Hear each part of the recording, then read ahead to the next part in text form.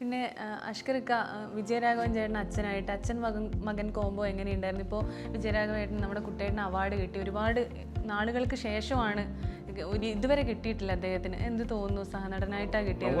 വളരെ അതിൽ അവാർഡ് കിട്ടി അദ്ദേഹം എത്രയോ വർഷമായി സിനിമയിൽ. അദ്ദേഹത്തിന്റെ പെർഫോമൻസ് അതൊക്കെ നമുക്ക് പറഞ്ഞറിയിക്കാൻ വൈകിപ്പോയി അല്ലേ? വൈകിപ്പോയി അത് നമ്മളെല്ലാം പറയേണ്ടത്. അതല്ല പുള്ളി അദ്ദേഹത്തെ അംഗീകരിച്ചു കഴിഞ്ഞു. ഒരു അവാർഡ് കൊണ്ട് അദ്ദേഹം വലിയ നടനാന്ന് ആർക്കും അറിയേണ്ട കാര്യമില്ലെന്ന് എനിക്ക് തോന്നുന്നു. അദ്ദേഹം വലിയ നടൻ തന്നെയാണ്. അങ്ങനെ നോക്കുകയാണെങ്കിൽ മലയാളത്തിൽ ഇടുന്ന ഒരു എല്ലാത്തരം കഥാപാത്രം ചെയ്തല്ലാണ് ജഗദീഷ് കുമാർ. ഒരു സംസ്ഥാന അവാർഡ് പോലും കിട്ടിയിട്ടില്ല. അതൊരു ട്രാജഡിയല്ലേ? അത് കുറേ ഭാഗ്യങ്ങളാണ് അല്ലേ? ആബ്സല്യൂട്ട്ലി. അപ്പോൾ നമ്മുടെ കഥാപാത്രം അദ്ദേഹത്തിൻ്റെ ഫാദറായിട്ടാണ് ഇതിൽ ചെയ്യുന്നത്. എനിക്ക് ഒരുപാട് സപ്പോർട്ട് ചെയ്ത ഒരു ആക്ടറാണ് വിജയരാഘവൻ. കൂട്ടേട്ടനാണ് എല്ലാവരും വിളിക്കുന്നത്. കൂട്ടേട്ടൻ നമ്മളോട് സപ്പോർട്ട് ചെയ്ത് നല്ല നല്ല കാര്യങ്ങൾ പറഞ്ഞു തരും.